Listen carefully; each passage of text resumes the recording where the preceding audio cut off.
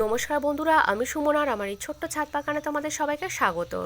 আর এই লঙ্কা গাছের বালতিটার মধ্যে একটা উচ্ছের গাছ হয়েছিল, তোমাদের সেটা দেখিয়েছিলাম। আর সেই গাছটাতে দেখো এখন কিন্তু উচ্ছে ধরেছে। আর এই গাছটা আমি কিন্তু এখানে বসাইনি, বীজও দিইনি, এটা এমনিতেই হয়েছে। যখন লঙ্কা গাছ বসিয়েছিলাম তলায় দিয়েছিলাম সবজির খোসা। আর এখন কিন্তু মাঝের মধ্যেই হচ্ছে প্রচণ্ড বৃষ্টি হচ্ছে, আবার কখনো কখনো টানা 2 থেকে 3 দিন বৃষ্টি হচ্ছে। আর এই প্রচণ্ড বৃষ্টি হওয়ার পরে আমাদের কিন্তু ছাদ বাগানে একটা জরুরি কাজ অবশ্যই কিন্তু করতে হবে।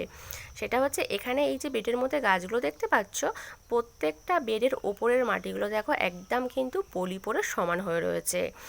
আর এই যে পলি পড়ে মাটিগুলো সমান হয়ে রয়েছে, এর কারণে কিন্তু হচ্ছে গাছের যে শিকড় রয়েছে ওখানে কিন্তু বাতাসটা চলাচল করতে পারে না, অনেক সময় কিন্তু গাছ নষ্ট হয়ে যায়। তাই যখন এরকম প্রচণ্ড হচ্ছে বৃষ্টি হবে আর এই বেডের মাটিগুলো একদম পলি পড়ে সমান হয়ে যাবে, তখন কিন্তু প্রত্যেকটা গাছের গোড়ার মাটিগুলোকে এরকম কিন্তু খুশিয়ে দিতে হবে। অনেক সময় দেখা যায় টানা 2 থেকে 3 দিন বৃষ্টির পরে হঠাৎ একটা ভালো গাছ ঝিমিয়ে পড়ে নষ্ট হয়ে যায় গাছটা।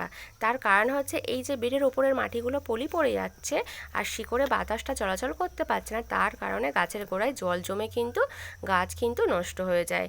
তাই যখনই প্রচণ্ড বৃষ্টি হবে আমাদের কিন্তু অবশ্যই এরকম কিন্তু মাটিগুলোকে খুশিয়ে দিতে হবে। এছাড়া যদি গাছের গোড়ায় কোনো আগাছা থাকে, সেই আগাছাগুলোকে কিন্তু তুলে পরিষ্কার করে ফেলতে হবে। কারণ আমরা যে এই গাছের গোড়ায় খাবার দিচ্ছি আর আগাছাগুলো যদি গাছের গোড়ায় থাকে, তাহলে এই আগাছাগুলো খাবারগুলো সব খেয়ে নিয়ে বাড়তে থাকবে। আর আমাদের যে আসল গাছটা, সেই গাছটা কিন্তু আর ভালো বৃদ্ধি পাবে না। তাই আগাছা দেখতে পেলেই কিন্তু গাছের গোড়া থেকে সেই আগাছাগুলোকে তুলে ফেলতে হবে। আর যখনই এটা কিন্তু প্রত্যেকটা হচ্ছে গাছের গোড়ায় এরকম মাটিগুলো খুশিয়ে দিতে হবে, কারণ প্রচণ্ড বৃষ্টি হওয়ার পরে কিন্তু প্রত্যেকটা গাছের গোড়ার মাটিগুলো এরকম পলি পড়ে যায়। আর এরকম যদি আমরা খুশিয়ে দিই তাহলে কিন্তু গাছগুলো আর নষ্ট হওয়ার ভয় থাকবে না, তার পাশাপাশি বৃষ্টির জল পেয়ে গাছগুলো কিন্তু আরও ভালো বৃদ্ধি পাবে। আর এই বেডের মধ্যে দেখতে পাচ্ছি 3টে হচ্ছে ঢ্যাঁড়সের চারা বেরিয়েছে, কীভাবে এর মধ্যে বীজ পড়েছিল।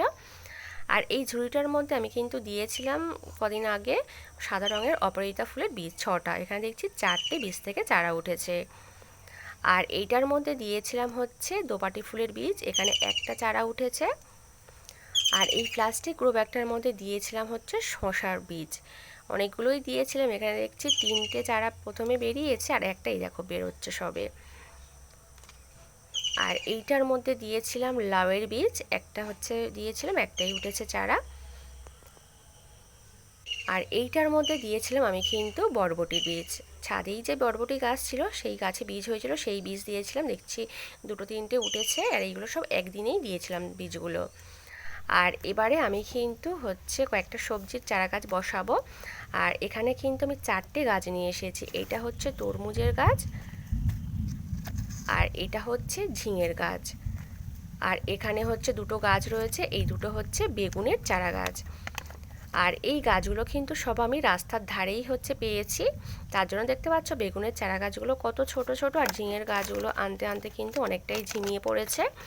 আর যখন গাছগুলো নিচ্ছিলাম রাস্তায় লোক ছিল বলে আর ভিডিও করতে পারিনি। আর যেভাবে আমি হচ্ছে প্রত্যেকটা গাছ বসাই সেভাবেই হচ্ছে বসাবো। প্রথমে এই প্লাস্টিক গ্রো ব্যাগগুলোর মধ্যে দিয়ে দেবো শুকনো ফুল আর হচ্ছে সবজির খোসা, দুটোর মধ্যেই কিছুটা করে দিয়ে দেবো। আমি কিন্তু এরকমভাবেই হচ্ছে যখন কোনো গাছ বসাই এরকমভাবেই গ্রো ব্যাগ বা বেড রেডি করি, সেটা বড় ছোট সমস্তই, সেটা তো তোমাদের সঙ্গে প্রতিবারেই শেয়ার করি। আর এখানে দেখতে পেলে আমি কিন্তু শুকনো ফুল সবজির খোসা দিয়ে দিয়েছি, দিয়ে ওপর থেকে একটু করে কিন্তু মাটি দিয়ে দিচ্ছি। তারপরে গাছগুলো এর মধ্যে বসিয়ে ওপর থেকে আবার একটু মাটি দেব। আর যেহেতু হচ্ছে বেগুনের গাছ একটু বড় জায়গার প্রয়োজন হয়, আর এখন চারাগুলো একদমই ছোট ছোট, তাই এখন ছোট জায়গায় বসাচ্ছি, বাড়লে আবার অন্য জায়গায় পরে বসাবো তুলে। আর আশা করছি হচ্ছে এই গাছগুলো বেঁচেই যাবে, কারণ যখন তুলেছিলাম একটাও শিকড় কাটেনি। আর ওয়েদারটাও তো হচ্ছে মেঘলাই রয়েছে আকাশ, কারণ কদিন ভোরই হচ্ছে বৃষ্টি হচ্ছে মাঝের মধ্যে। এইটার মধ্যে একটা গাছ হচ্ছে বসিয়ে দিয়েছি, আর এই গাছটা এইটার মধ্যে বসিয়ে দেব। আর আমার মনে হয় আমি হয়তো গাছ ভালোবাসি বলেই যখনই রাস্তায় বেরোই কোনো না কোনো গাছ কিন্তু আমার চোখে পড়ে যায়। আর দেখো 2টো গাছ এর মধ্যে বসিয়ে দিয়েছি, আর এবারে জল দিয়ে দেবো। আমি কিন্তু অনেক গাছ হচ্ছে রাস্তার ধার থেকে পেয়েছি এর আগেও, আর আগের দিন হচ্ছে যে গাছগুলো পেয়েছি তোমাদের সঙ্গে তো শেয়ার করেছি, সেগুলো রয়েছে। আর দেখো এখানে 2টো বেগুন গাছ বসিয়ে দিয়েছি। আর একদিন আগে যে রাস্তার ধার থেকে গাছগুলো পেয়েছিলাম, এখানে এই দেখো সেই পুঁই শাকের গাছটা রয়েছে, আর ওর পাশে রয়েছে হচ্ছে নয়নতারা ফুলের গাছ, আর এই দোপাটি ফুলের গাছটাও পেয়েছিলাম, আর ওর পাশে রয়েছে অপরাজিতা ফুলের গাছ। আর এই সব কটা গাছই ঠিক আছে, কিন্তু দোপাটি ফুলের গাছটা দেখছি একটু হচ্ছে কেমন হয়ে রয়েছে, দেখা যাক গাছটা বাঁচে কি না। এই গাছটাকে দেখো একটু সোজা করে দিলাম, হেলে গিয়েছিল কারণ বৃষ্টি হচ্ছে মাঝের মধ্যে, এই গাছগুলো এখানে থাক। আর এবারে এই চারা দুটোকে ওইদিকে যে দেখি বেড ফাঁকা রয়েছে ওখানে বসিয়ে দেবো। এই বেডটা এখন ফাঁকা রয়েছে, এই বেডটার মধ্যে এই তরমুজের চারা গাছটাকে বসিয়ে দেব। গাছগুলো আনতে আনতেই অনেকটাই কিন্তু হচ্ছে ঝিমিয়ে পড়েছে।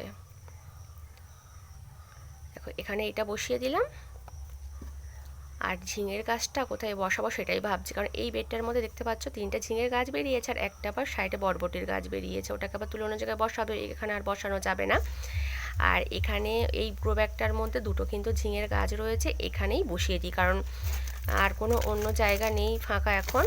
আর এই গ্রো ব্যাগটা কিন্তু অনেকটাই হচ্ছে বড় রয়েছে, এর মধ্যে আরও অনেকটা মাটি দেওয়া যাবে, এখানেই বসিয়ে দিই, দেখা যাক গাছটা আগে বাঁচুক তারপরে।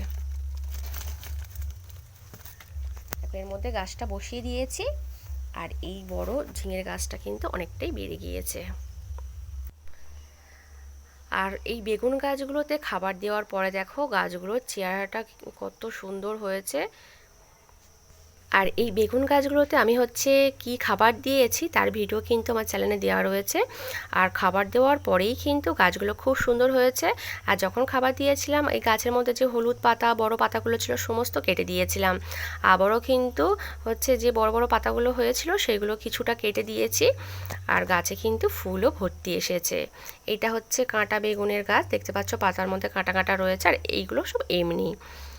আর এই দেখো এই কৌটোটার মধ্যে রেখেছি কিছু পাতা কেটে, ওইগুলো আবার পরে যখন বেড রেডি করবো দিয়ে দেবো বেডের মধ্যে। আর আজ কিন্তু বন্ধুরা এই পর্যন্ত, টাটা।